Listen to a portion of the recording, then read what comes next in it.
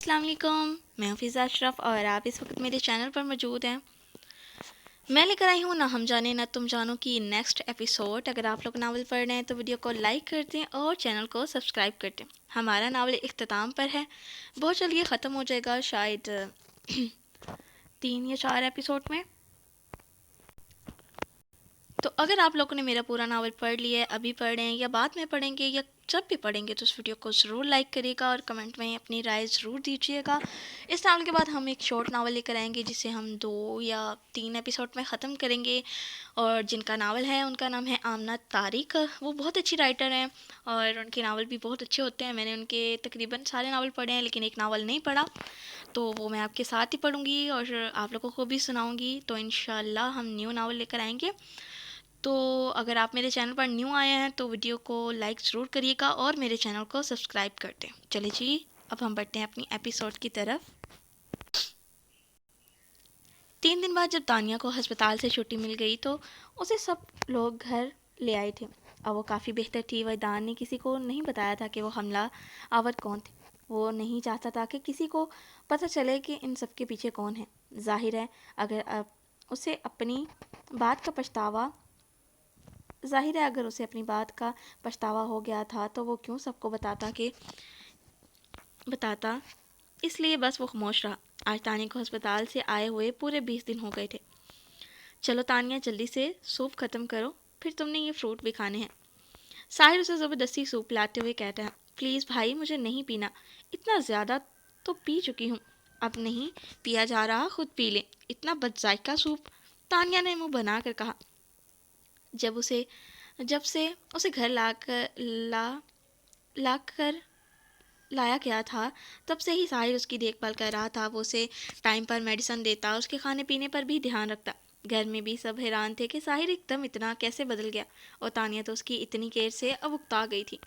नहीं, ये पूरा बाउल ख़त्म करना पड़ेगा, जल्दी करो, जल्दी जल्दी। साहिर ने सूप उसके मुंह के पास करते हुए कहा, बस बहुत हो गया, मैं नहीं पीऊँगी, बात ख़त्म। तानिया ने गुस्सैले अंदाज में कहा। तानिया, पीना तो पड़ेगा, जल्दी करो वरना मैं बर्दाश्त नहीं करूँगा। तानिया, पीना तो पड़ेगा, जल्दी करो वरना मैं बुरा पेश आऊँगा। जो करना है कर ले, पता नहीं क्यों आपको मुझ पर इतना प्यार आ रहा है। पहले तो कभी बहन की याद नहीं आई, जब मैं कहती थी भाई प्लीज़ आ जाएं दुबई से। नहीं, मैंने आकर क्या करना है, और अब हर टाइम मेरे सर पर मुटलाते रहते हैं। जब कह नहीं करता था तब भी मसला था, अब कह कर रहा हूँ तब भी मसला है। मुझे तो ना दाल में कुछ काला लग रहा है। भाई भाई सही बताएं, असल में मुद्दा क्या है, क्या चाहते हैं आप मुझसे? कहीं मेरी किसी दोस्त पर दिल तो नहीं आ गया? तानिया ने खुफिया अंदाज में उससे पूछा। नहीं, तुम्हें क्या लगता है मैं तुम्हारी किसी दोस्त की वजह से तुम्हारी इतनी केयर कर रहा हूँ? साहिल ने उसे घूरते हुए कहा। जी बिल्कुल ऐसा ही है, तानिया ने आंखें घुमाते हुए कहा। ऐसा बिल्कुल भी नहीं है। अगर मुझे किसी का नंबर लेना भी हो तो मैं तुम्हारे पास नहीं आऊँगा। जाओ, अब मैं तुम्हारी केयर नहीं करता। तुम तो बिला वजह ही मुझ पर शक कर रही हो। साहिल गुस्से से बाउल टेबल पर पटकते हुए कमरे से बाहर निकला। भाई भाई आ जाए, मैं तो मजाक कर रही थी, तानिया ने बुलंद आवाज़ में कहा। अरे क्या तुम दोनों रोज़ लड़ते रहते हो? अगर वो तुम्हारी केयर कर रहा है तानिया, तो क्यों तुम उस पर शक करती हो? मत किया करो ऐसे। हारिस उन दोनों को झगड़ा सुनकर कमरे में आकर कहता है, भाई आपको पता है ना उसे तंग करके मुझे कितना मज़ा आता है। बच्चे, अब हर वक्त मजाक के मूड में ना रहा करो, कभी इंसान सीरियस भी होता है, एहतियात किया करो। हारिस उसके पास बैठते हुए कहता है, जिसके पास इतने दो प्यार करने वाले भाई हों वो बहन नखरे तो दिखाएगी अब। तानिया ने मुस्कुराते हुए कहा। गुफ्तगू जारी थी। आइजल, मैंने तुम्हें कहा था ना मुझे इस सिम की लोकेशन बताओ, और अभी तक तुमने मुझे कुछ नहीं बताया। इतने दिन गुजर गए। वैदान ने आइजल से कहा, जो सिम ट्रेसर था। सर, मैंने पता किया है, लेकिन वो सिम बस आधे घंटे के लिए इस्तेमाल की गई, उसके बाद वो बंद है, तो इसका पता लगाना थोड़ा मुश्किल हो रहा है, आइजल ने तफसील से कहा। आइजल, कुछ भी करो, मुझे वो शख्स किसी भी हालत में चाहिए, वैदान ने दो टोक अंदाज में कहते कॉल डिस्कनेक्ट कर दी। उस दिन अस्पताल में वैदान ने अपने मोबाइल में अरियान की भेजी हुई वो वीडियो देख ली थी। उसे हुरिया पर पूरा यकीन था, इसलिए उसने उसे कुछ भी नहीं पूछा इसलिए उसने उससे कुछ भी नहीं पूछा। वो उस शख्स को ढूंढना चाहता था जो इन दोनों के रिश्ते के दरमियान रुकावट पैदा कर रहा था। वरदान ने अपनी सारी सोचों को साइड पर रखते हुए हुरिया के लिए एक फार्म हाउस तैयार करवाया। आज उनकी शादी की सालगिरह थी और इस बात का हुरिया को पता तक नहीं था। वो उसे सरप्राइज देना चाहता था। वरदान ने हुरिया को कॉल मिलाई जो अगले 1 सेकंड में अटेंड हो गई। जी, हुरिया ने मुख्तसर कहा। हुरिया, शाम में रेडी रहना, हमने किसी दावत पर जाना है। वरदान ने अटल अंदाज में कहा। वरदान, मेरी तबीयत कुछ ठीक नहीं, मैं नहीं जा सकती। हुरिया ने थकी थकी आवाज़ में कहा। होर, मैंने पूछा नहीं, मैंने बताया है, तैयार हो जाना, अल्लाह हाफिज। वजदान ने जानबूझकर गुस्से से कहा था ताकि वो उससे और नाराज़ हो जाए और फिर वो उसे मनाए। कॉल बंद होने पर हुरिया ने हैरत से मोबाइल को देखा। ये क्या बात हुई? आज तो उन्होंने प्यार से बात तक नहीं की। हुरिया दिल में सोचती सोचती है। वो कमरे में लेटी थी तो उसके कमरे का दरवाज़ा नोक हुआ। आ जाएं। हुरिया बीबी, ये रिपोर्ट आई है। आपकी बीबी शमशाद ने कहा कि आपको दे दूं। हाजरा बी ने उसके सामने एक लिफाफा बढ़ाते हुए कहा। हुरिया की तबीयत कुछ दिनों से अपसेट थी तो उसने शमशाद बेगम के साथ जाकर कुछ टेस्ट करवाए थे जिसकी रिपोर्ट आज आई थी। Thank you Hajra Bi. और क्या आप मेरे लिए एक गिलास ऑरेंज जूस बना सकती हैं अभी? उसने लिफाफा हाथ में लेते हुए कहा। अरे बेटा, इसमें दरख्वास्त करने की कौन सी ज़रूरत है? अब बस आर्डर किया करें, मैं अभी बना कर लाती हूँ। आज अभी खुश दिली से कहती हुई वहाँ से चली गई। हुरिया लिफाफा खोल कर देखा तो उसकी हैरत से आंखें खोली। वो प्रेग्नेंट थी। उसे देखकर यकीन नहीं हो रहा था। उसने खुशी से अपना हाथ होंठों पर रख दिया। उसने अपने मोबाइल पकड़ा, वरदान को कॉल करने के लिए, पर रुक गई। सोचा उसे सरप्राइज देगी। हुरिया बेड से उठी और वजू करके असर की नमाज पढ़ने लगी और अपने रब का शुक्र अदा करना चाहती थी जिसने उसे इतनी अच्छी नेमत से नवाजा था। वरदान रात को 8 बजे घर आया तो सब लोग लाउंज में मौजूद थे। अस्सलाम वालेकुम। वरदान ने सबको सलाम करते हुए हुरिया की तरफ देखा जो आराम से बैठी थी। वालेकुम अस्सलाम, शमशाद बेगम ने मोहब्बत से कहा। आजा बेटा, बैठो, तुम्हारा इंतज़ार हो रहा था। शमशाद बेगम ने कहा। अच्छा, क्यों? वरदान ने अपनी अम्मी के पास बैठते हुए कहा। क्यों मतलब? डिनर का टाइम होने वाला है, मैंने सोचा आज सब साथ करेंगे। शमशाद बेगम ने कहा। जी अम्मी, डिनर तो हम सब साथ ही करते हैं। वरदान ने हुरिया की तरफ देखते हुए कहा जैसे कह रहा हो कि तुम अभी तक तैयार क्यों नहीं हुई? नहीं भाई, पिछले 4-5 दिनों से हम एक साथ डिनर नहीं कर रहे, आप रोज़ ही लेट आते हैं घर। कोमल ने शिकवा करते हुए कहा। हाँ गुड़िया, ऑफिस में कुछ काम ज़्यादा था तो इसलिए, लेकिन अब हम सब साथ ही डिनर किया करेंगे ना। मैं टाइम से आ जाया करूँगा घर। वरदान ने अपनी बहन से कहा। चलो, शुक्र है बेटा, मैं हाजरा भी से कहती हूँ खाना लगाए। शमशाद ने कहा। नहीं अम्मी, आज मैं और हुरिया मेरे दोस्त की दावत पर जा रहे हैं। हम आज रात उधर ही रुकेंगे तो कल से मैं आप लोगों के साथ ही डिनर करूँगा। वरदान ने कहा। अच्छा, आज तुम लोगों ने कहीं जाना था तो हुरिया ने मुझे बताया ही नहीं। शमशाद ने हैरत से हुरिया की तरफ देखा। जी आंटी, वो मुझे लगा शायद हम नहीं जाएंगे इसलिए नहीं बताया। हुरिया ने जल्दी से कहा। और तुम्हें ऐसा क्यों लगा कि हम नहीं जाएंगे? वरदान से घूरते हुए कहा। क्योंकि मैंने आपसे कहा था ना, मैं नहीं जा रही, मेरी तबीयत ठीक नहीं है इसलिए। हुरिया ने नज़रें झुकाते हुए कहा। अरे क्या हुआ बेटा, तुम्हें सब ठीक तो है? और हाँ, आज रिपोर्ट भी आनी थी, क्या हुआ? रिपोर्ट में क्या था? क्या हुआ? क्या आया है रिपोर्ट में?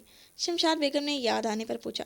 जी अम्मी, बस ठीक है, रिपोर्ट ठीक आई है, कोई बीमारी नहीं है मुझे।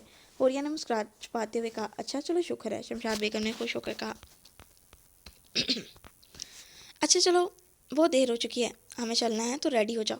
वरदान ने सोफे से उठते हुए हुरिया से कहा। हाँ बेटा, तुम लोग जाओ, 8 बज गए हैं, काफ़ी देर हो गई, अगर जाना था तो टाइम से चले जाते। शमशाद बेगम ने फिक्रमंदी से कहा। हो, तुम जाओ, रेडी हो जाओ, मैं भी आता हूँ। वरदान ने हुरिया से कहा तो वो अंदर चली गई। तो फिर वो अपनी अम्मी के पास बैठा। अम्मी, आज मैं और हुरिया फार्म हाउस जा रहे हैं। ये बात मैंने उसे नहीं बताई, उसके लिए सरप्राइज़ है। आज हमारी शादी की सालगिरह है। वरदान ने धीमे लहजे में कहा। ओह अच्छा, मैं तो भूल ही गई, माशाल्लाह मेरे बच्चे की शादी को पूरा साल हो गया है। शमशाद बेगम ने खुशी दिली से कहा। जी अम्मी। वरदान ने सर झुकाया मुस्कुराया था। उसकी अम्मी उसका झुका हुआ सर देखकर समझ गई इसका बेटा उससे शर्मा रहा है। अच्छा चलो ठीक है, जाओ, तुम भी रेडी हो जाओ, आगे बहुत देर हो गई है। शमशाद बेगम ने अपने बेटे की शाने पर हाथ रखते हुए कहा। वो उठकर अपने कमरे में चला गया। उसे वाकई शर्मा रही थी। अल्लाह मेरे बच्चों को हमेशा खुश रखना। शमशाद बेगम ने दिल में दुआ की। हुरिया ने कमरे में आकर एक सिंपल सा ड्रेस निकाला जो ज़्यादा हैवी नहीं था। चेंज करके ड्रेसिंग मिरर के सामने खड़ी मेकअप कर रही थी और उसने अपनी प्रेगनेंसी रिपोर्ट अपने पर्स में रख ली। वो वजदान को दावत से वापसी पर बताने का सोच रही थी। वजदान कमरे में आया तो उसे सामने मेकअप करते देखकर मुस्कुराया।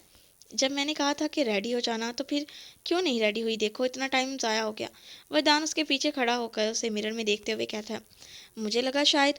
और यह अभी मजीद कुछ बोलती वरदान ने उसे कमर से थाम कर अपने करीब किया। क्या लगा तुम्हें? वरदान ने उसके बालों में मुंह छुपाते हुए कहा। और यह मजीद कुछ बोला ही नहीं गया। उसकी धड़कनें तेज होने लगी उससे उससे उसकी इतनी कुर्बत में। बोलो, वरदान ने गमगीन आवाज़ में कहा। कुछ नहीं। हुरिया ने आंखें बंद करते हुए सिर्फ इतना ही कहा। वरदान ने अपना सर उठाकर देखा तो मुस्कुरा कर पीछे हुआ। अच्छा चलो ब्लश करना बंद करो, मैं रेडी होकर आता हूँ, फिर हम निकलते हैं। वरदान उसका गाल थपथपाते हुए ड्रेसिंग रूम में चला गया और पीछे अपनी सांसें बहाल करने लगी। कुछ देर बाद वो दोनों घर से निकल गए थे। गाड़ी खूबसूरत फार्म हाउस में दाखिल हुई। वरदान ने गाड़ी रोकते हुए फ्रंट सीट से उतरकर हुरिया की तरफ का दरवाज़ा खोलकर अपना हाथ आगे बढ़ाया। हुरिया ने मुस्कुराते हुए अपना नाजुक हाथ उसके मजबूत हाथ में रखा और गाड़ी से बाहर निकली। वरदान, यहाँ तो कोई भी नहीं है, ना ही कोई डेकोरेशन हुई है। हम कहाँ आए हैं? हुरियान वरदान से कहती है जो गाड़ी से उसका पर्स निकाल रहा था। रिलैक्स मेरी जान, अंदर चलो, सब समझ आ जाएगा। वरदान ने उसके बाजू में अपना हाथ डालते हुए मोहब्बत से कहा तो वो चुपचाप उसके साथ चलने लगी। वो जैसे ही फार्म हाउस के लॉन्च में पहुंची तो वहाँ सिर्फ अंधेरा था। हुरिया ने वरदान का हाथ मजबूती से थामा। वजी, यहाँ इतना अंधेरा क्यों है? हुरिया ने वरदान से पूछा। हाँ, मैं खुद हैरान हूँ। मैं तो सब लाइट ऑन करके गया था, पता नहीं कैसे बंद हो गई ये सारी लाइट्स। वरदान ने ऐसे कहा जैसे उसे भी कुछ नहीं पता था। वजदान, प्लीज़ लाइट ऑन करें, मुझे डर लग रहा है। हुरिया अब की बार मज़ीद उसका बाजू ज़ोर से पकड़ते हुए कहती है। अच्छा रुको, डर क्यों रही हो? मैं हूँ ना यहाँ, अभी लाइट ऑन हो जाएगी। वरदान ने कहते हुए अपना बाजू छुड़वाया और कहीं गायब हो गया। हुरिया ने अंधेरे में इधर उधर हाथ मारा लेकिन उसे वो कहीं भी नजर नहीं दिखा। वरदान कहाँ हैं आप? प्लीज़ मेरे सामने आए, प्लीज़ मेरे पास आ जाएं, मुझे डर लग रहा है। वरदान वरदान प्लीज़ आ जाएं। वरदान, हुरिया ने घबराते हुए उसे आवाज़ें दी। लाउंज की लाइट ऑन हुई तो एकदम से हुरिया ने आंखें बंद कर ली क्योंकि रोशनी उसकी आंखों में चुभी थी। उसने धीरे धीरे अपनी आंखें खोले तो सामने का मंजर देखकर वो शॉक्ड रह गई। लाउंज बहुत खूबसूरती से सजाया गया था। दरमियान में बड़े टेबल पर एक खूबसूरत सा केक रखा गया था जिस पर लिखा था हैप्पी एनिवर्सरी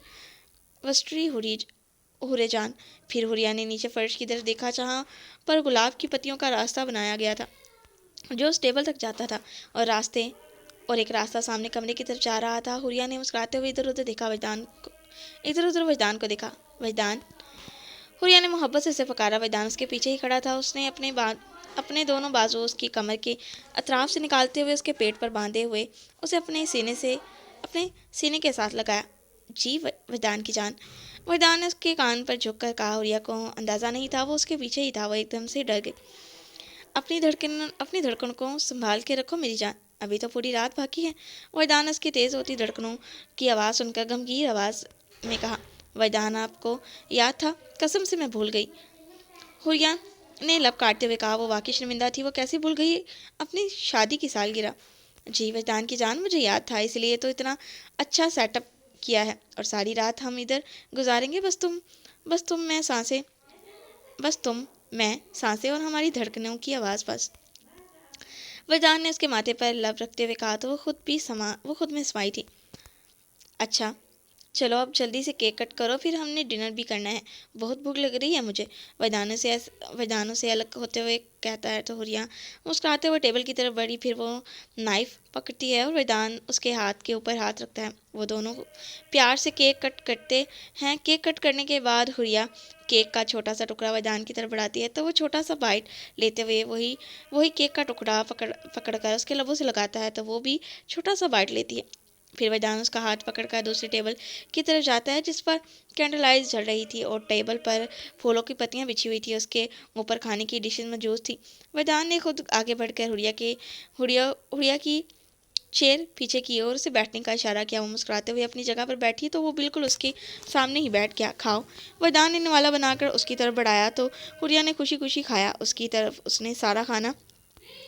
उसने सारा खाना अपने हाथों से हुरिया को खिलाया और साथ खुद भी छोटे छोटे बाइट ले रहा था। बस वरदान, और नहीं खाया जाएगा। हुरिया ने मासूम सा मुंह बनाकर कहा। इतना सा तो खाया है। और कह रही हो बस मेरी जान खा लो, फिर ना कहना कि वरदान मुझे हल्कान क्यों कर रहे हो, वरदान ने शरारती अंदाज में कहते हुए आंख मारी तो वो शर्मा कर नजर झुका गई। चलो शाबाश, खत्म करो इसे। वरदान ने बिरयानी वाली प्लेट से एक चम्मच भरकर उसकी तरफ बढ़ाई। वरदान, सच में मुझसे नहीं खाया जाएगा। हुरिया ने अब की बार मुंह फुलाकर कहा था। ओके ठीक है। वरदान चम्मच दोबारा प्लेट में रखते हुए कहा। चलो उठो। वरदान ने अपनी कुर्सी से उठते हुए उसे कहा था। अब कहाँ जाना है? हुरिया ने शर्माते हुए पूछा। एक और सरप्राइज है तुम्हारे लिए। वरदान ने उसका हाथ पकड़ते हुए कहा तो वो चुपचाप उसके साथ कमरे की तरफ चल दी। वरदान ने जब कमरे का दरवाज़ा खोला तो कमरे का माहौल इतना रोमांटिक था कि हुरिया को शर्माने पर मजबूर कर गया। खूबसूरत बेड जिस पर वाइट कलर की बेडशीट बिछी हुई थी और रेड फूलों की पत्तियां पूरे बेड पर बिखरी गई थी। पूरे कमरे में कैंडल लाइट जल रही थी और साथ ही प्यारी सी लाइटिंग भी की गई थी और डीजे सिस्टम भी ऑन था। मदम सा सॉन्ग पूरे कमरे को और भी रोमांटिक बना रहा था। ये पकड़ो और अच्छा सा तैयार हो कराओ। वरदान ने उसकी तरफ एक डब्बा बढ़ाते हुए कहा। तो हुरिया ने हैरत से देखा। इसमें क्या है? हुरिया ने पूछा, क्योंकि अगर कोई ड्रेस होता तो वो शॉपिंग बैग में होना था और ये डिब्बा। वो खुद हैरान थी। खुद ही देख लो। और हाँ, तुम्हारे पास सिर्फ 15 मिनट हैं। ओके, रेडी होकर जल्दी बाहर आओ, वेट कर रहा हूँ, वरदान ने रोमानी अंदाज में कहते हुए उसका गाल थपथपाया। उड़िया ड्रेसिंग रूम में गई और डिब्बे को खोला तो उसमें एक खूबसूरत सा रेड कलर का लहंगा चोली था जो नहायत ही नफासत से बनाया गया था। हुरिया उसे देखकर मुस्कुराई, यानी उसका शौहर उसे दुल्हन के रूप में देखना चाहता था। उसने खुशी खुशी ड्रेस बाहर निकाला और चेंज करने लगी। वरदान, यहाँ मेकअप तो है नहीं, तो मैं तैयार कैसे होंगी? हुरिया ने ड्रेसिंग रूम में खड़े हुए कहा। मेरी जान, तुम्हें मेकअप की क्या ज़रूरत है? मुझे तो तुम वैसे भी अच्छी लगती हो, वरदान ने ड्रेसिंग रूम के दरवाजे के पास आकर कहा।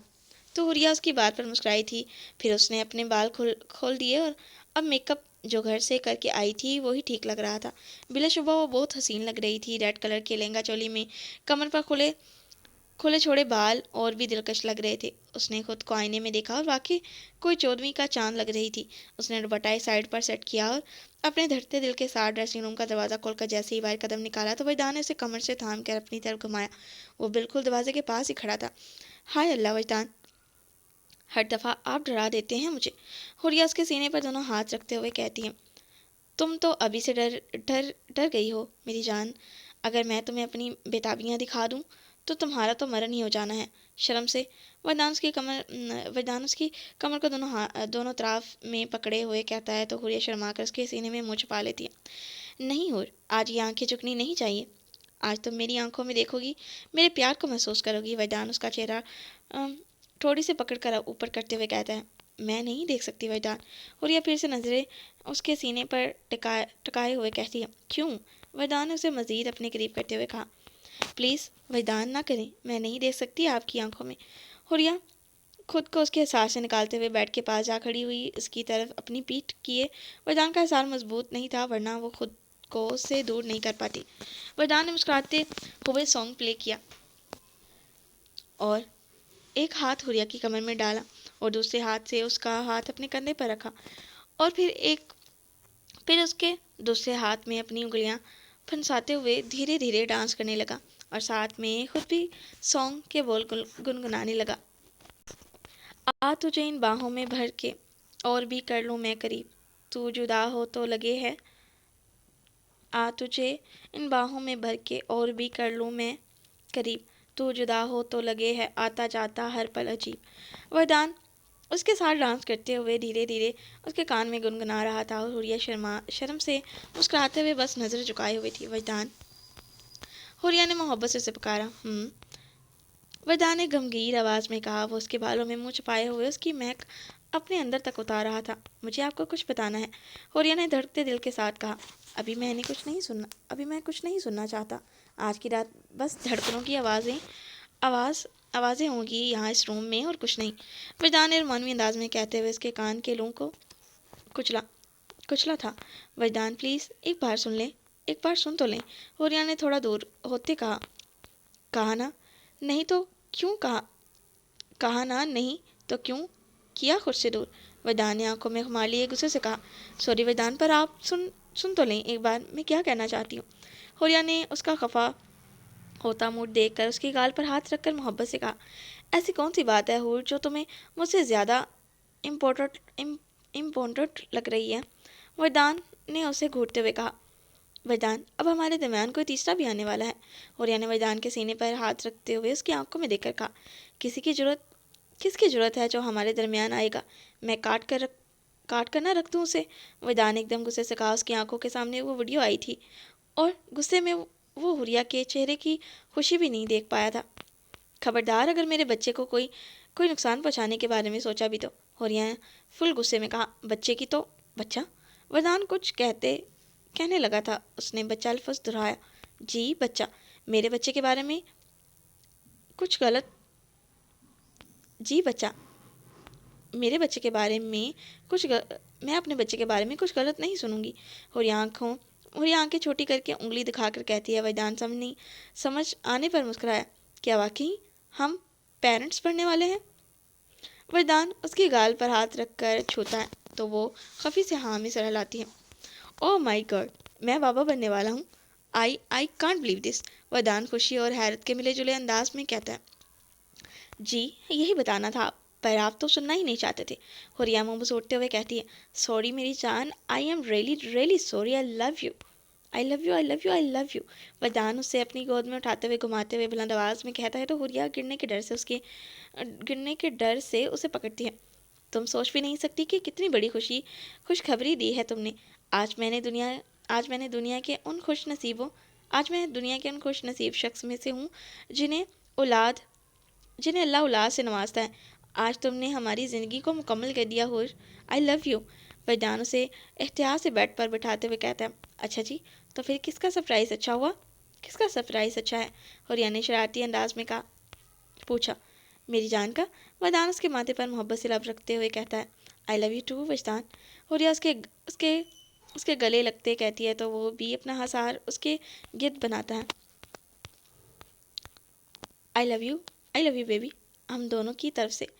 आई लव यू बेबी हम दोनों की तरफ से। वरदान उसके पेट पर झुकते हुए वहाँ लग कर कहता है तो हुरिया खिलखिला कर हंसती है। आज की रात तो और भी स्पेशल है। मेरी जान तैयार हो जाओ मेरी कुर्बतों को सहने के लिए। वरदान उसे संभलने का मौका दिए बिना उस पर झुकते हुए कहता है और रिमोट से कमरे की लाइट ऑफ कर देता है। वजी वरदान हुरिया उसके अंदाज पर मिनमनाए,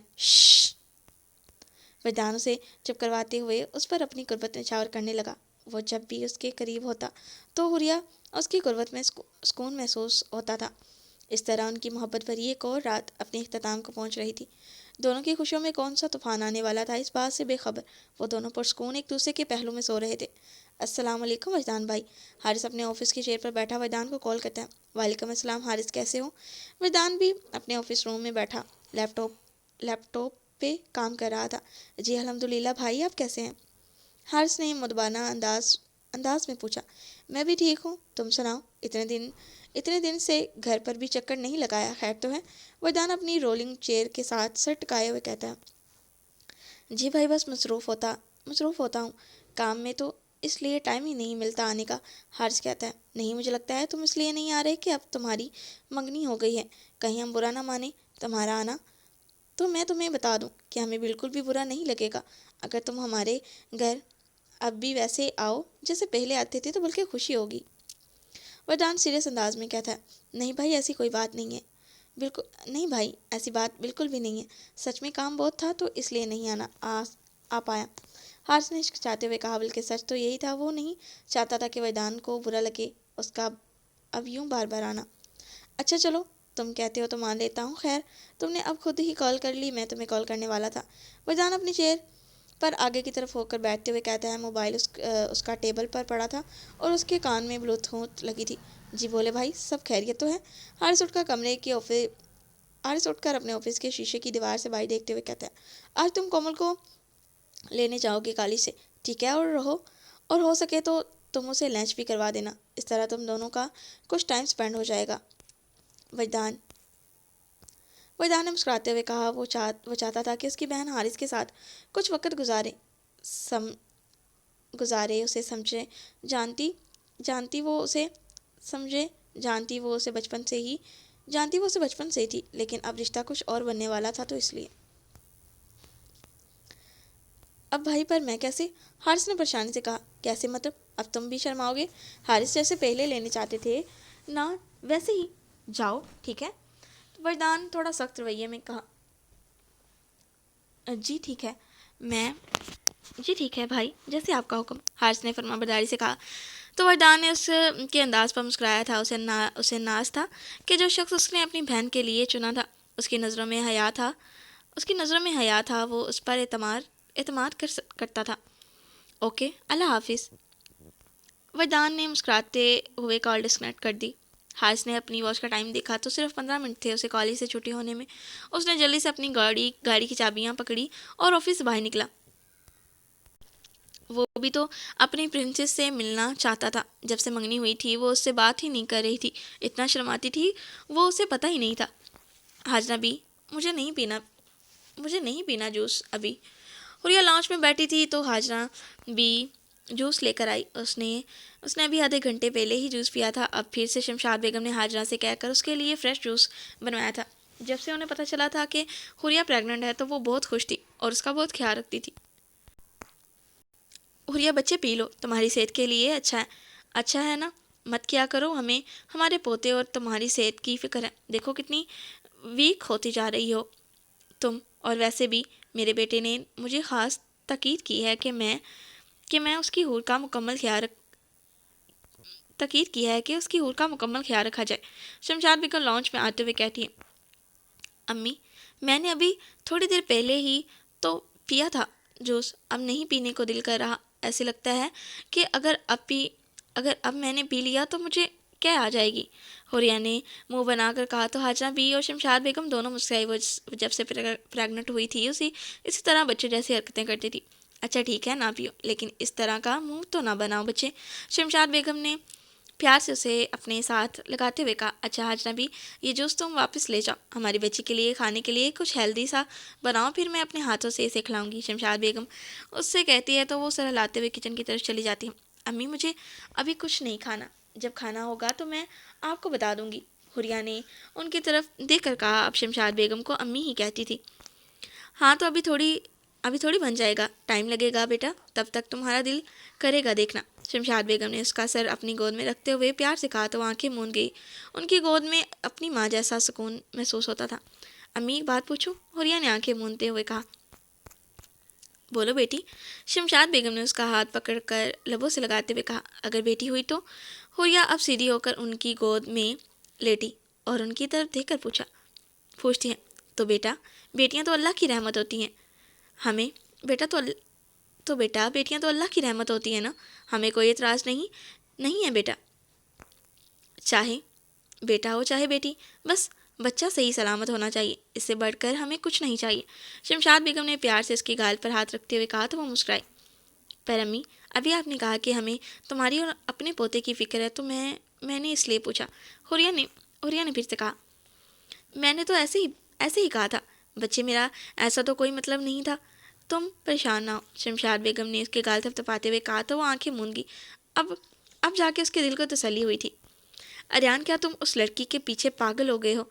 हज़ारों लड़कियां हैं तुम्हें, यही यही क्यों चाहिए? और ये बोतल तो पीछे करो, इतनी शराब पियोगे तो हालत ख़राब हो जाएगी यार। अरियान का दोस्त उससे कहता है। वो अब कुछ ज़्यादा ही नशा करने लगा था। उसे बहुत गुस्सा आ रहा था कि वरदान ने भी अभी तक हुरिया को घर से नहीं निकाला। उससे और भी पिक्स और वीडियो से सेंड की थी, लेकिन वो इतनी इतनी ढीठ मिट्टी का बना था कि अभी तक उसकी मर्दानगी नहीं जागी। वो उसे घर से क्यों नहीं निकाल रहा था? बस इसी बात की वजह से वो दिन रात ज़्यादा शराब पीता था। सफियान, तुम जानते हो, अगर मैं किसी को हासिल करने के बारे में सोच सोच रहा हूँ तो फिर उसे हासिल करके ही छोड़ता हूँ। अब ये लड़की मेरी ज़िद बन चुकी है, उसे हासिल किए बगैर तो मैं नहीं छोड़ूंगा, चाहे मुझे कुछ भी करना पड़े। अरियान अपनी बोतल से एक और घूंट लगाते हुए अपने दोस्त से कहता। कुछ नहीं मिलने वाला तुम्हें यार, समझ जाओ, कितने दिन से तुम उसके घर के चक्कर काट रहे हो, कब से नज़र रखे हुए हो उन पर? कुछ मिला तुम्हें? नहीं नहीं ना, वो तो घर से भी नहीं निकलती, तुम एवं ख्वाह उसके पीछे ख्वार हो रहे हो। मेरी मानो, मेरे साथ रेड लाइट चलो, जैसा माल कहोगे वैसा मिल जाएगा। छोड़ो छोड़ो उसे यार, क्यों अपनी ज़िंदगी को अजाब में डाला है। उसका दोस्त इसे समझाने वाले अंदाज में कहता है। कहीं ना कहीं वो डर रहा था, वो अमीर लोग हैं, कहीं उसे नुकसान ही ना पहुंचा दे। लेकिन कहते हैं ना, जब गीदड़ की मौत आती है तो वो शहर की तरफ जाता है। मुझे तुम्हारी इस फजूल के मशवरे से कुछ नहीं लेना देना, समझ आई? और तुम क्या रोज़ मुझे समझाते रहते हो। जाओ यहाँ से, मुझे पता है मैंने क्या करना है और कैसे करना है, और देखना मैं उसे हासिल करके ही छोड़ूंगा। अरियान गुस्से से कहता है तो उसका दोस्त उसके पास से उठकर चला जाता है। वो किसी पुरानी इमारत में बैठे थे जो शायद टूटी थी और इधर कोई रहता भी नहीं था। जब तक पिंजरे में कैद रहोगी चिड़िया, बाहर तो आना कब तक पिंजरे में कैद रहोगी चिड़िया, बाहर तो आना पड़ेगा तुम्हें, और वो दिन तुम्हारे लिए बहुत महंगा पड़ेगा। अरियान अरियान अपने शैतानी दिमाग में सोचते हुए मुस्कुराता है। वो बहुत दिनों से उनके घर पर नज़र रखे हुए था, लेकिन अभी तक उसे नाकामी ही हासिल हुई थी। ये क्या बात हुई कोमल, जब से एंगेजमेंट हुई है तुम उससे बात ही नहीं कर रही। ये तो गलत गलत गलत है ना यार, मायरा कोमल से कहती है। वो दोनों कैंटीन में बैठी थी। मायरा क्या करूं, मुझे उससे शर्म आती है। कोमल मुस्कुराते हुए कहती है, बिल्कुल बुद्धू हो तुम। वो तुम्हारा ही कज़न है यार, जिसके साथ तुम इतनी इतनी बातें करती थी, इतना खुश होती थी, और अब तुम्हें उससे शर्म आती है। हद है वैसे। मायरा उसे चपट लगाते हुए कहती है, हाँ ना, लेकिन जब से एंगेजमेंट हुई है तब से कुछ अलग फील होता है। कोमल ने अपने हाथों के नाखून चबाते हुए कहा। अलग मतलब? मायरा उसे कहती है। अब मैं तुम्हें कैसे बताऊं मायरा, उस दिन वाला वाकया। कोमल उसकी तरफ देख कर दिल में सोचती है, अब बोलो कुछ, या मुंह में छोले डाल रखे हैं। मायरा का उसका यूं देखने पर भड़क कर बोली, कुछ नहीं, चलो देर हो रही है, मेरा ड्राइवर भी आने वाला है, तो गेट पर चलते हैं। कोमल अपनी जगह से उठते हुए अपना बैग संभालते हुए कहती है।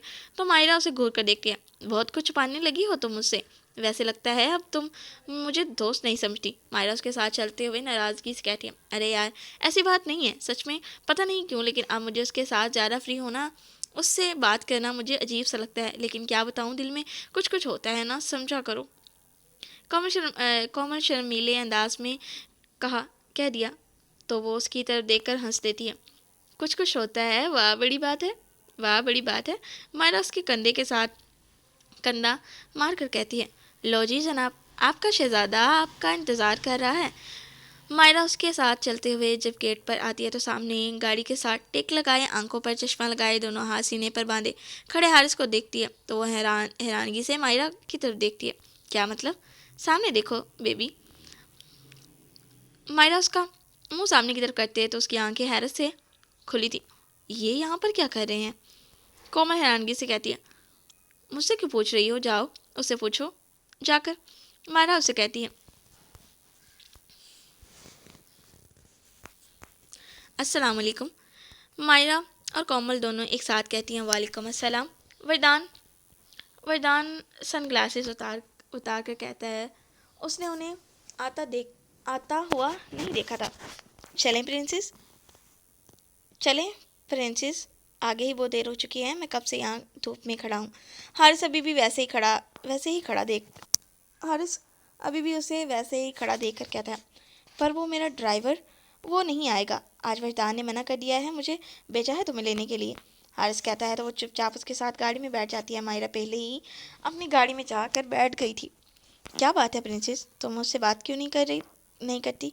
गाड़ी कुछ दूर जाने के बाद हारिस उससे पूछता है। बस ऐसे ही, कोमल अपने दोनों हाथ मसलते हुए परेशानी से कहती है। प्रिंसेस, मैं वही हारिस हूँ जिसे देखकर तुम कभी कंफ्यूज नहीं होती थी, लेकिन अब ऐसा क्या हो गया है कि तुम मुझसे बात तक नहीं करोगी और मेरी तरफ देखती भी नहीं हो? हारिस ने अब सीरियस अंदाज में कहा। पता नहीं, लेकिन मुझे खुद समझ नहीं आती कि मैं क्यों आपसे शर्माती हूँ। कोमल नज़रें झुकाए हुए कहती है, प्रिंसेस, अभी तो मैंने शर्माने वाला कुछ किया ही नहीं, फिर भी तुम इतना शर्माती हो, हद है वैसे यार। हारिस मुस्कुराते हुए कहता है, चलो फिर तुम्हारे शर्माने का इलाज है मेरे पास। मैं किसी और से रिश्ता कर लेता हूँ, फिर तुम मुझसे नहीं शर्माओगी। हारिस उसकी तरफ देखकर शरारत से कहता है, ये क्या बात हुई? क्यों करेंगे? आप किसी और से शादी? मंगनी मुझसे की है और शादी किसी और से करेंगे? कोमल फौरन उसकी तरफ घूमकर कहती है, हाँ तो प्रिंसेस, अगर तुम इतना शर्माओगी तो फिर कैसे चलेगा? मैं तुम्हें इतनी कॉल्स करता हूँ, इतने मैसेजेस करता हूँ, तुम मेरे किसी मैसेजेस का, किसी कॉल का जवाब नहीं देती, तो बताओ फिर मैं क्या करूँ? हारिस उसे तंग करने के लिए कहता है, हाँ तो इसका मतलब ये तो नहीं कि आप शादी किसी और से कर लें। मेरे पास तो यही हल है, अगर तुम्हारे पास कोई हल है तो बताओ, मैं करूँगी ना आपसे बात। अब आपकी कॉल्स, मिस कॉल्स और कॉल का जवाब भी दूंगी। खबरदार अगर आपने किसी और से शादी किसी और आप खबरदार अगर आपने किसी और से शादी करने के बारे में सोचा भी तो जान से मार डालूंगी। कोमल गुस्से से कहते ही हारिस उसकी तरफ देखकर मुस्कुराया। देखे, देखा, मुझे ये वाली कोमल चाहिए थी, मेरे वाली। कोमल तो पता नहीं कहाँ सो गई थी, जगा दिया मैंने उसे। हर रेस्टोरेंट के सामने गाड़ी रोकते हुए कहता है, यहाँ क्यों आए हम यहाँ क्यों आए हैं? कोमल ने पूछा। रेस्टोरेंट में क्यों आया जाता है प्रिंसेस? हारिस उसके लिए फ्रंट साइड का दरवाज़ा खोलते हुए कहता है, क्यों आया जाता है? कोमल के बेतुके जवाब पर उसने उसकी तरफ देखा। एटलीस्ट एटलीस्ट खाना खाया जाता है यहाँ, पर इसके इसके अलावा तो कुछ नहीं होता ना रेस्टोरेंट में। हारिस पटकते पीटते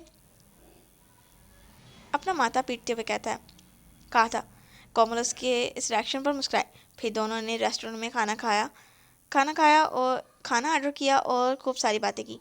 बातों ही बातों में हारिस ने उसकी तमाम टेंशन ख़त्म कर दी। अब वो उससे शर्मा नहीं रही थी।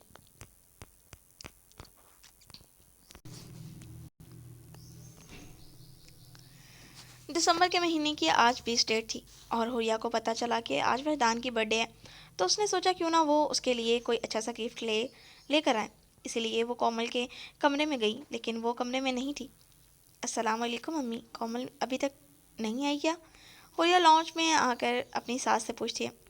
नहीं मेरी जान, वो अभी तक नहीं आई, आज उसकी एक्स्ट्रा क्लास थी तो इसलिए, शमशाद बेगम ने प्यार से कहा। अम्मी मुझे मार्केट जाना था, बलिदान के लिए गिफ्ट खरीदना है, तो क्या मैं ड्राइवर के साथ चली जाऊँ? फिर कोमल का तो पता नहीं कब आएगी। हुरिया का 5वां महीना चल रहा था। वो आहिस्ता आहिस्ता चलते हुए सोफे पर बैठ गई। बच्चे तुम्हें पता है ना, तुम लोगों के साथ कुछ अरसे पहले कितना बड़ा वाक़या पेश आया था। मैं तुम्हें अकेले नहीं जाने दे सकती, वरदान आएगा तो उसके साथ चली जाना। शमशाद बेगम ने फिक्रमंदी से कहा। अम्मी, अब रोज़ रोज़ ऐसा थोड़ी होगा, वो तो काफ़ी अरसे की बात है ना। मुझे कुछ नहीं होगा, मैं ड्राइवर के साथ चली जाऊंगी ना। और एक गिफ्ट ही तो लेना है, जल्दी वापस आ जाऊंगी। होरिया ने उन्हें तसल्ली देते हुए कहा, बेटा, पर इस तरह मुझे टेंशन लगी रहेगी, मैं तुम्हें अकेला जाने नहीं दे सकती, वजदान भी गुस्सा करेगा। शमशाद बेगम ने कहा, अम्मी मैं जल्दी वापस आ जाऊंगी, आप वजदान को मत बताइएगा। मेरा दिल कर रहा है कि मैं उनके लिए कुछ अच्छा सा गिफ्ट लूँ, जो उनके लिए सरप्राइज़ हो। प्लीज़ अम्मी मान जाए ना। और यहाँ उनका हाथ पकड़कर प्यार से कहती हैं, अच्छा ठीक है चली जाओ, लेकिन जल्दी वापस आ जाना, ठीक है ना? और हाँ, ड्राइवर को अपने साथ ही रखना, मार्केट में भी उसे अपने साथ अंदर लेकर जाना, मैं उसे बोल देती हूँ। शमशाद बेगम ने कहा और अब फिर ड्राइवर को हदायत देने के लिए चली गई। जैसे ही हुरिया ड्राइवर के साथ गाड़ी में बैठकर घर से निकली तो एक ब्लैक कलर की मोटर बाइक पर एक लड़का सवार था, जो जिसने हेलमेट पहना हुआ था। उसने उनकी गाड़ी का पीछा किया। वो कंफर्म करना चाहता था कि वो अकेली है। और जैसे ही गाड़ी माल के पास रुकी तो सिर्फ हुरिया गाड़ी से निकली तो उसका शक यकीन में बदल गया। वो अकेली ही आई थी घर से। हेलो, अभी और इसी वक्त गाड़ी इस ड्रेस पर लेकर आओ जल्दी। उस लड़के ने किसी को कॉल की करके कहा। वो कोई और नहीं अरियान था, शायद उसका मंसूबा कामयाब होने जा रहा था। हुरिया मॉल गई और वरदान के लिए तरह तरह के गिफ्ट देखने लगी। वो इस बात से बेखबर थी कि कोई उस पर नज़र रखे हुए हुए हैं। इधर वरदान ऑफिस में काम कर रहा था तो उसके दिल में अजीब सी घबराहट हो रही थी। पता नहीं क्यों, लेकिन उसे कुछ गलत होने का एहसास हो रहा था। उसने अपनी तमाम सोचों को झटकते हुए अपने काम की तरफ ध्यान दिया। मैडम आप यहाँ रुके, मैं गाड़ी पार्किंग एरिया से लेकर आता हूँ। हुरिया ने गिफ्ट खरीद लिया तो बाहर आकर ड्राइवर उससे कहता है, वो मॉल में भी उसी के साथ था। जी ठीक है। हुरिया ने उसे जाने को कहा और मोबाइल पकड़कर पर्स में रखा, जिस पर वरदान के मैसेजेस देख रही थी। मोबाइल मोबाइल पकड़ के उसे अपने पर्स में रखा, जिस पर वरदान के मैसेज देख रही थी। अभी ड्राइवर पार्किंग एरिया में पहुंचा ही नहीं था कि इधर हुरिया के सामने एक गाड़ी रुकी और किसी ने उसका बाजू खींच कर उसे गाड़ी के अंदर धकेल दिया और वहाँ से गाड़ी उड़ा उड़ा ले गया। वहाँ किसी ने भी उस पर फोकस ही नहीं किया। कौन हो तुम? हुरिया ने अपने सामने बैठे नकाबपोश शख्स से कहा जो उसे हरासा नज़रों से देख रहा था। तुम? जब उस शख्स ने अपने चेहरे से नकाब हटाया तो हुरिया हैरानगी से कहती है, जी जाने मन में। अरियान ने उसके रुखसार पर हाथ लगाते हुए कहा तो वो उसका हाथ पीछे की तरफ झटक गई। बचाओ बचाओ बचाओ। अभी वो और चलाती कि अरियान उसके मुंह पर रुमाल रख दिया जिस पर उसने बेहोशी की दुआ मिलाई थी। उसकी आंखों के सामने अंधेरा आ गया। वो बेहोश हो गई और बेहोशी में उसने फ़कत इतना ही कहा, या अल्लाह मेरी इज़्ज़त की हिफाजत फरमा। अरियान उसके बेहोश वजूद को देखकर गहरा मुस्कुराया। उसके चेहरे पर बिखरी लटों को अपनी उंगली के पोरों से पीछे किया। यह हसीन, ये हुस्न का जाम तो मैं पी कर ही रहूँगा। अरियान का बुलंदबाग कहका गाड़ी में गूंजा और ड्राइवर भी मुस्कुराया जो उसका दोस्त था। कोमल को काली से आए हुए आधा घंटा हो गया था और अभी तक हुरिया घर नहीं आई थी। अम्मी, अभी तक भाभी आई नहीं? हाँ, मुझे भी परेशानी हो रही है। शमशाद बेगम ने फिक्रमंदी से कहा, अस्सलाम वालेकुम, किसका इंतज़ार हो रहा है? चाची जान। अभी वो दोनों बातें कर रहे थे कि साहिर, हारिस और तानिया दाखिल होते हुए उनकी बात सुनकर साहिर कहता है, वो आज भाई का बर्थडे है ना, तो भाभी मार्केट से उनके लिए गिफ्ट लेने गई थी, अभी तक नहीं आई। कोमल परेशानी से कहती है, क्या भाभी को अकेले भेज दिया? साहिर एकदम से चौंक कर कहता है, हाँ, वो मैंने सोचा चलो ड्राइवर के साथ चली जाएगी, गिफ्ट ही तो लेना है, जल्दी आ जाएगी, लेकिन अब तक तो काफ़ी देर हो गई है, मुझे अभी भी घबराहट हो रही है। शमशाद बेगम अभी बता ही रही थी कि उनके फ़ोन की बेल बजी। बख्श का नंबर देखकर उन्होंने जल्दी से कॉल अटेंड की। बख्श, कहाँ हो तुम लोग अभी तक आए नहीं? शमशाद बेगम ने फिक्रमंदी से कहा तो सब ने उनकी तरफ देखा। मैडम जी, पता नहीं हुरिया बीबी कहाँ चली गई हैं। पार्किंग एरिया से गाड़ी लेने गया था और जब वापस आया तो वो यहाँ पर नहीं थी, बस उनका शॉपिंग बैग नीचे गिरा हुआ था। बख्श अपने माथे पर आया पसीना साफ करते हुए अड़बड़ा कर कहता, क्या? शमशाद बेगम ने कहा और सोफे पर ढह गई। तुम्हारा दिमाग ठीक है बख्श? मैंने तुम्हारे साथ भेजा था उसे और तुम एक मिनट के लिए भी लापरवाही कैसे कर सकते हो? अगर उसे कुछ हो गया तो मैं तुम्हें जिंदा नहीं छोड़ूंगी बख्श। मुझे मेरी बहू सही सलामत चाहिए। मुझे मेरी बहू सही सलामत चाहिए। शमशाद बेगम के ये अल्फाज सबके सर पर पहाड़ की तरह लगे थे। यानी हुरिया को कुछ हो गया था। क्या हुआ है चाची जान, सब ठीक तो है? अभी हारिस पूछता कि उससे पहले ही साहिर बोल पड़ा, पता नहीं बेटा, बख्श बता रहा है कि मॉल के बाहर हुरिया को रुकने का बोला। खुद पार्किंग एरिया से गाड़ी लेने गया था, लेकिन जब वापस आया तो हुरिया हुरिया वहाँ शॉपिंग जब वापस आया तो वहाँ शॉपिंग बैग पड़ा था, वो नहीं थी। लेकिन खैर करें, पता नहीं, अल्लाह खैर करे, पता नहीं क्या हो पता नहीं क्या हुआ होगा। शमशाद बेगम अपने माथे पर हाथ रखते हुए परेशानी से कहती है, ओह माय गॉड, हमें वैदान को बताना होगा, लेकिन भाभी के साथ कुछ गलत ना हो जाए, कहीं भाभी के साथ कुछ गलत ना हो जाए। हारिस ने परेशानी से कहते हुए वैदान का नंबर पर कॉल की। आप लोग परेशान ना हो, मैं और वजदान भाई भाभी को ढूंढ लेंगे, आप लोग रिलैक्स रहें, मैं खुद कॉल करता हूँ। आप भाई यहाँ बैठे, मैं ऑफिस जा रहा हूँ। साहिर हारिस को कॉल करने से मना करते हुए खुद भाई की तरफ चल देता है। अस्सलाम वालेकुम वजदान भाई। वालेकुम अस्सलाम। हाँ बोलो साहिर। वजदान अपनी मीटिंग से अभी फारिग हुआ था, उसकी कॉल आने पर जल्दी से अटेंड की। भाई, वो हुरिया को किसी ने किडनैप कर लिया है। साहिर का इतना कहना था कि वैदान को ऐसे लगा जैसे किसी जैसे जैसे उसके सीने से किसी ने दिल खींच लिया हो। क्या क्या कह रहे हो तुम? वैदान ने कपकपाते लबों से कहा, भाई मैं सच कह रहा हूँ और मुझे एक शख्स पर शक है। आप जल्दी से भाभी की लोकेशन ट्रेस करें और एक नंबर भेज रहा हूँ मैं, उसकी भी लोकेशन ट्रेस करें। अगर दोनों की लोकेशन सेम हुई तो मेरा शक कन्फर्म है, यकीन वही शख्स भाभी को लेकर गया होगा। साहिर फुल स्पीड गाड़ी चलाते हुए सब कुछ बता रहा था। ऑफिस की तरफ ही जा रहा था।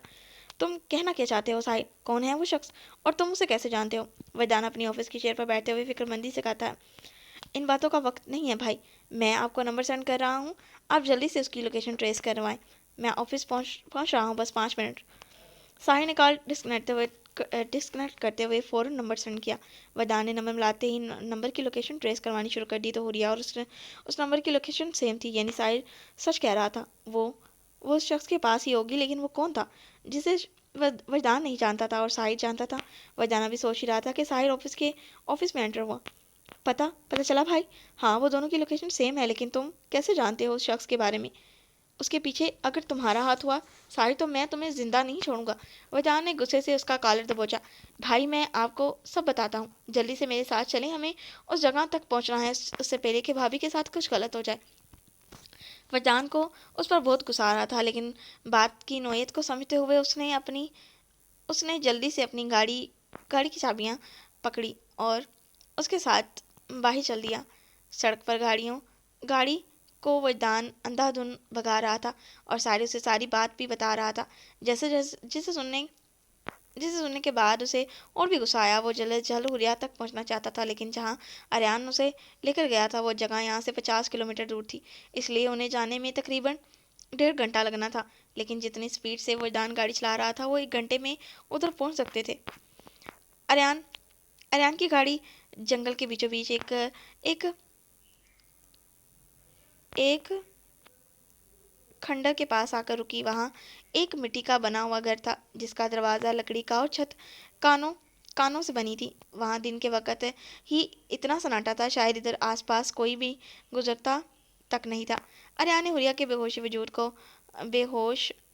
हुरिया हुरिया हुरिया को बेहोश मौजूद वजूद को उठाया और घर के अंदर दाखिल हुआ। उसे वहां पड़ी चारपाई पर उठाया और अपने दोस्त के हाथ में एक पैसों की घटी थमाई और उसे जाने को कहा। ऐसे तो नहीं ना यार, खुद तो यहाँ मजे लूटेगा और मुझे जाने का बोल रहा है। अरियान का दोस्त हुरिया की तरफ हरासा नजरों से देखकर कहता है, अभी तो जाओ यहाँ से, जब मैं तुम्हें कॉल करूंगा तब आ जाना, और ये लो, ये तुम्हारी टिप है। अरियान उसकी बात समझते हुए मुस्कुराया और उसके हाथ में और वाइट कलर की वाइट कलर की पुड़िया रखी, जिससे देखकर उसके दोस्त की आंखें चमक चमक गई। अच्छा चल ठीक है, मैं चलता हूँ, कोई भी काम हो तो बुला लेना। अरियान का दोस्त उसे आंख मारते हुए कहता है और फिर वो वहां से चला जाता है। अरियान हुरिया की तरफ देखता है। वो अभी तक बेहोश थी। वो वहां उसके पास पड़े कूलर से पानी का गिलास भरता और हुरिया के चेहरे पर उंडेल देता है, जिससे वो हड़बड़ा कर उठती है और अपने चेहरे से पानी साफ करते हुए इधर उधर कमरे की तरफ देखती है, वो जो बहुत सीधा सा था। कहाँ लेकर आए हो मुझे, और क्या क्या चाहते हो? होरिया ने हिम्मत जमा करते हुए पूछा। मैं तुम्हें वहां लेकर आया हूँ जहाँ परिंदा भी पर नहीं मार सकता। और क्यों लेकर आया हूँ? इतनी बुद्धू नहीं हो तुम कि समझ ना पाओ। अरियान उसके करीब होते हुए कहता है, तो वो पीछे की तरफ होती है। तो दूर रहो मुझसे। अगर मुझे हाथ भी लगाया तो अच्छा नहीं होगा। वरदान तुम्हें जिंदा नहीं छोड़ेगा। हुरिया चारपाई से उठकर मिट्टी की कच्ची दीवार के साथ लग जाती है। अरियान मुस्कुराता हुआ अपनी शर्ट के बटन खोलता है। तुम्हारे शोहर को कभी पता नहीं चलेगा कि तुम यहाँ पर हो, क्योंकि ये जगह शहर से बहुत दूर है। उसके फरिश्ते भी तुम्हें ढूंढ नहीं सकते। अब तुम मेरी कैद में हो हमेशा। इतना घमंड अच्छा नहीं होता आर्यन। अल्लाह कुछ भी कर सकता है जो तुम्हारी सोच से परे हो। अभी भी कहती हूँ, मुझे वापस जाने दो। ये ना हो कि तुम्हें अपने गुनाहों पर पछतावा करना करने का भी मौका ना मिले। हुरिया रोते हुए कहती है, ओ और और बददुआएं और बददुआएं दो यार। मुझे बहुत सारी लड़कियों ने बददुआएं दी हैं और आज तक किसी की नहीं लगी, तुम्हारी क्या लगेगी? आर्यन अपनी शर्ट ज़मीन पर उछालते हुए कहता है। हुरिया मज़ीद घबराती है। वो अपने दोनों हाथ अपने पेट पर रखती है, जैसे एक माँ अपने बच्चे को बचाने की नाकाम कोशिश कर रही हो। मैं मैं ऐसा कुछ नहीं होने दूंगी, समझे? तुम्हारे गंदे इरादे कभी कामयाब नहीं हो सकेंगे। मैं अपनी जान ले लूंगी, लेकिन तुम्हें कुछ करने नहीं दूंगी। हुरिया गुस्से से दहाड़ते हुए कहती है, अच्छा तो कैसे कैसे लोगे अपनी जान? मुझे भी बताओ ज़रा। अरियान उसके करीब होकर कहता है, तो हुरिया उसके उसके मुंह पर अजीब सी स्मेल आती है। वो अपनी पूरी ताकत लगाकर उसे अपने दोनों हाथों से पीछे की तरफ धकेलती है, तो वो कमर के बल गिरता है। वो खुद दरवाजे की तरफ भागती है। अरियान बर वक्त खड़ा होकर उसका दुपट्टा खींचता है जो उसके गले में था। अगले ही गले में खिंचाव होने की वजह से हुरिया भी कमर के बल नीचे गिरी और एक फलश शफाक चीख उसके मुंह से निकली। तुम्हारी हिम्मत कैसे हुई मुझे गिराने की गिराने की? हाँ, छोटी भर की लड़की हो। 1 मिनट में मसल कर रख सकता हूँ तुम्हें। अब मैं तुम्हें बताता हूँ कि मैं क्या चीज़ हूँ। आर्यान उसके जबड़े को अपने हाथ की गिरफ्त में भट्टे पकड़ते हुए गुस्से से कहता है, प्लीज़ प्लीज़ प्लीज़ मुझे जाने दो, मेरी प्लीज़ मुझे जाने दो, तुम्हारी क्या दुश्मनी है मुझसे, प्लीज़ मुझ पर रहम करो, मैं माँ बनने वाली हूँ, मेरे मेरे बच्चे पर रहम करो। हुरिया अपने अपने जबड़े उसके उसका हाथ हटाते हुए हड़बड़ा कर कहती है, दुश्मनी कोई नहीं है, लेकिन जब मैंने तुमसे कहा था कि तुम मेरी बात मानो, तुमने कहा नहीं, तो मुझे तुमने बहुत गुस्सा दिलाया। आज तक मैं जिस चीज़ को हासिल करना चाहता हूँ उसे हासिल किए बगैर नहीं रहता, और तुम्हारे लिए मैं बहुत खूंखार हूँ, जानती हूँ। एक माँ से मैं तुम्हारे घर के चक्कर काट रहा हूँ पागलों की तरह, और वो तुम्हारा शोहर, उसे मैंने वीडियो सेंड की, लेकिन फिर भी उसने तुम्हें कुछ नहीं कहा। बहुत ही कोई ढीठ किस्म का आदमी है, अब लेकिन अब मैं पीछे नहीं हटूंगा। आर्या ने एक झटके में उसका जबड़ा थोड़ा छोड़ा तो उसका सर जमीन से जा लगा। फिर आर्या ने एक सिगरेट चलाई और उसका धुआं हुरिया के चेहरे पर छोड़ा, जिसकी वजह से वो खांसना शुरू हो गई। चलो जी, आज के लिए इतना काफ़ी है। कल मिलते हैं एक नई एपिसोड के साथ, और कोशिश करेंगे कि कल इसकी आखिरी एपिसोड कर सकें, ठीक है। हो सका तो कल इसकी लास्ट एपिसोड होगी, या फिर मतलब सेकंड टू लास्ट एपिसोड बाकी रह गई हैं। इसे या तो मैं एक एपिसोड में ख़त्म करूँगी या टू में। अगर आप लोगों ने मेरा नावल पढ़ लिया है तो वीडियो को लाइक कर दें और चैनल को सब्सक्राइब भी कर दें। अल्लाह हाफिज़।